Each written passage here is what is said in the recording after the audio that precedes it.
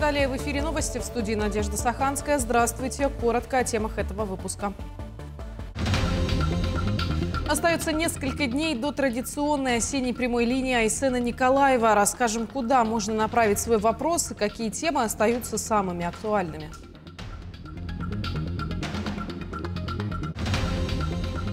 Общий трудовой стаж – 214 лет. Династия финансистов Протопоповых служит примером для будущих поколений.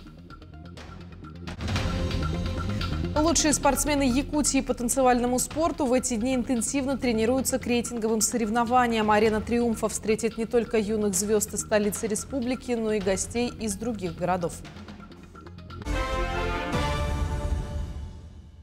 Остается всего несколько дней до традиционной осенней прямой линии главы республики Айсена Николаева. В День государственности Якутии жители смогут задать свои вопросы несколькими способами. Как можно обратиться на прямую линию и какие вопросы были заданы в прошлые годы, расскажет Вероника Таюрская. Свыше 10 тысяч обращений было направлено за время проведения прямых линий главы Якутии. Традиционно на наиболее насущные вопросы Айсен Николаев отвечает лично во время эфира. Остальные передаются для решения в профильное министерство и ведомство. Одним из популярных направлений остается социальная сфера. Вот что ответил во время одной из трансляций Илдархан про рождаемость в регионе. Мы считаем, что и надо и дальше стимулировать рождаемость, дальше надо поддерживать. И поддерживать надо в том числе и многодетные семьи. У нас, кстати говоря, четверть многодетных семей, даже более четверти многодетных семей Дальнего Востока живет у нас в Якутии. Это говорит о том, что у нас вот процент многодетности выше, чем в других субъектах Дальнего Востока. Для жителей республики остаются востребованными вопросы, связанные с СВО. Якутян интересуют социальные выплаты бойцам, психологическая и юридическая поддержка семей военнослужащих. Не обходят стороной вопросы по гуманитарным грузам, отправленных в зону проведения спецоперации. За эти годы мы уже поставили несколько сотен единиц квадроциклов зоны специальной военной операции, сотни автомобилей, различной техники, оборудования, которое нужно нашим бойцам. И Якутия сегодня является на самом деле примером для многих регионов. Нас ставят зачастую в пример как раз организации нашей работы. У нашего региона есть опорные пункты и в Луганской, и в Донецкой народной республиках. У нас есть уже налаженная система, сеть доставки грузов вплоть до практически до передовой. Традиционно на эфир главы поступает множество вопросов. Наиболее часто обращаются жители Якутска, Нерюнгринского, Алданского, Абыйского и Ленского районов.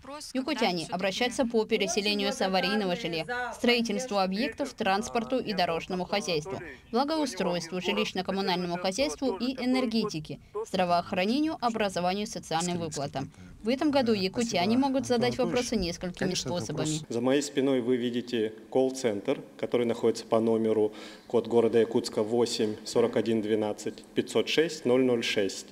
Колл-центр принимает вопросы жителей республики по будням с 9 утра до 6 вечера. Также в круглосуточном режиме вопросы жители могут направить по телеграм-боту. Вы видите на экране вопрос главе Якутии бот. И новшеством является то, что непосредственно во время прямой линии в студию можно будет направить вопросы по российскому мессенджеру МАКС. Эфир Илдархана состоится 27 сентября в 19 часов по местному времени. Трансляцию можно посмотреть на телеканалах НВК Саха, Якутия 24, Россия 24. Послушать на радио Т-Тим, Радио России, Виктории Саха, СТВ Радио и в социальных сетях Айсена Николаева. Вероника Таюрская, Сахалена Михайлова, Якутск. Власти региона сообщили, что в этом году выделили почти 30 миллиардов рублей из бюджета на поддержку семей с детьми. Эти деньги идут на разные выплаты. Например, материнский капитал «Семья» при рождении третьего и следующих детей более 469 миллионов рублей. Целевой капитал «Дети столетия» около 522 миллионов рублей. Выплаты вместо земельного участка для многодетных семей около 500 миллионов. Из-за проблем с бюджетом были небольшие задержки с некоторыми выплатами, но власти обещают, что все обязательства будут выполнены в полном объеме. С Стали известны сроки закрытия навигации для маломерных судов. Так, с 25 сентября судоходство завершается в арктических районах. 7 октября навигация закрывается в заречных и центральных улусах, а также на территории городских округов Якутск-Жатай. Специалисты ГИМС проводят уроки безопасности в общеобразовательных учреждениях, где сотрудники МЧС России и спасатели напоминают основные правила поведения у воды. А также в целях предотвращения несчастных случаев во время эксплуатации маломерных судов проводятся рейды и патрулирование на водных объектах. На водных объектах республики погибло 45 и 5 человек пропали без вести. Произошло 12 происшествий с маломерными судами, в результате которых 9 человек утонуло и 4 пропали без вести. Согласно приказу Минтранса определены сроки закрытия навигации для маломерных судов на территории Якутии. Так планируется с 25 сентября в 14 арктических и северных районах, 7 октября на всей территории Якутии. В рамках месячника безопасности и акции «Вода. Безопасная территория» инспекторами ГИМС проводится патрулирование, административная и профилактическая работа, в ходе которых на правонарушителей составлено более 370 административных дел. От новых дорожек для пешеходов и велосипедистов до игровых площадок и уличного спортивного оборудования. За последний год в республике новый облик получили 24 объекта. В столице ими стали набережные озера Сайсара и Романа Дмитриева с прилегающим городским пляжем. В дальнейшем планируется расширить территории пляжа и набережной Романа Дмитриева до 203-го микрорайона и острова Малый Хатыстах. Каждый год проводится рейтинговое голосование, то есть по программе формирования комфортной городской среды. Сейчас реализовывается это парк Атыксир, комплекс встречи Солнца Кюникурсю. В этом году этот объект будет завершаться. И в этом году мы проводили рейтинговое голосование на объекты 2026 года. Граждане активно приняли участие. 3 победителя. Первое место занял сквер имени Гагарина. Второе – это реновация площадки Натальи Водяновой, обнаженная сердца на Талом озере. И третье место в голосовании заняло набережное озеро Теплое. Более 7 тысяч военнослужащих получают комплексную поддержку от Фонда «Защитники Отечества». Основные вопросы – это меры социальной поддержки и различные выплаты. Филиал фонда помогает членам семей пропавших без вести участников СВО в оформлении документов членов семей. В рамках деятельности проводится ежедневное консультирование действующих военнослужащих с участием представителей Министерства обороны.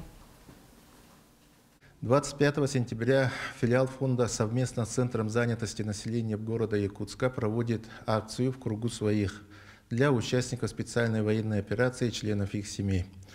Приглашаем принять активное участие для решения вопросов трудоустройства и профессионального развития.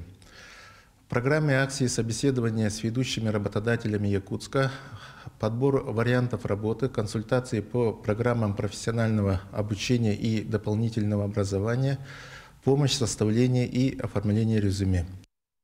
В Горном Улусе для привлечения молодых специалистов много внимания уделяется их условиям труда и проживания.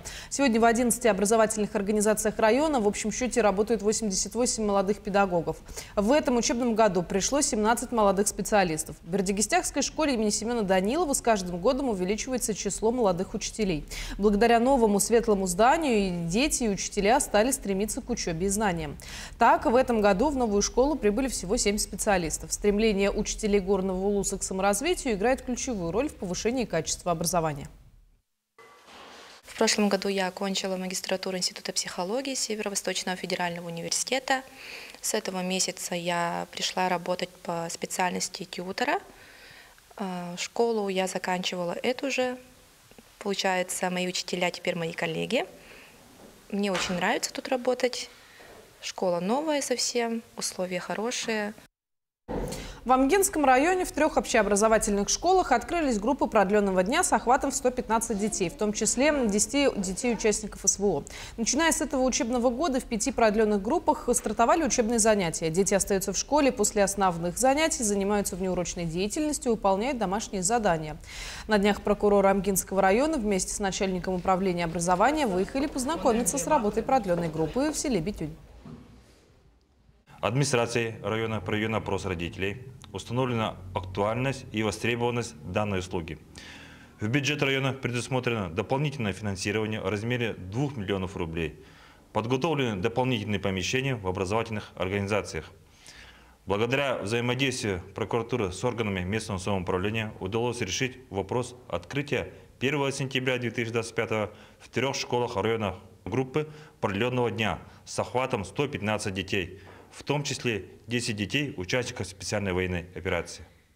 В Усть-Алданском Улусе живет династия финансистов Протопоповых. В рамках районной декады пожилых людей сотрудники комплексного центра социальной защиты населения посетили главу династии, мать-героиню Александру Протопопову. Александра Алексеевна вместе с мужем всю жизнь проработали в сфере финансов. Они воспитали детей в духе советского общества. Половина из них пошли по стопам родителей. Также из 24 внуков 3 стали финансистами. Протопоповы являются победителями республиканского конкурса среди династий финансистов. Их общий трудовой стаж составляет 214 лет. Наша семья удостоена в 2016 году свидетельством о занесении в книгу почета трудовых династий. Наш общий стаж в сфере финансов составляет 159 лет. Лучшие спортсмены Якутии по танцевальному спорту в эти дни интенсивно тренируются к рейтинговым соревнованиям. Впервые в Якутске Всероссийская федерация по танцевальному спорту, брейкингу и акробатическому рок-н-роллу проведет всероссийские соревнования по танцевальному спорту. Красочный долгожданный турнир состоится с 26 по 28 сентября. Арена «Триумфа» встретит не только юных звезд из столицы республики, но и гостей из других городов. Ожидается, что в соревнованиях примут участие свыше 200 спортсменов из более чем 20 регионов страны. Якутию представят 25 пар. Участников ждут 3 дня захватывающих выступлений в разных возрастных категориях.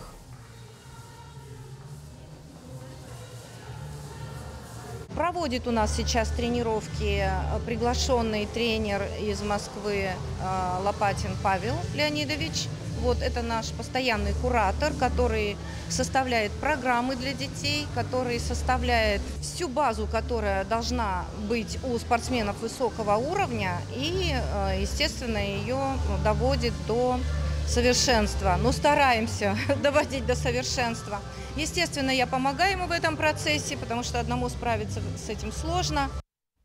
В субботу в Якутии закроют скаковой сезон турниром. Призовой фонд состязаний составит почти 5,5 миллионов рублей. В программе мероприятия ярмарка, осенние дары от арктического агату, продажа товаров местных мастеров, 6 захватывающих скачек на лошадях чистокровной верховой породы. Во время скачек также состоится открытый турнир по дартсу среди женщин и мужчин. Это были все новости к этому часу. До встречи в итоговом выпуске новостей.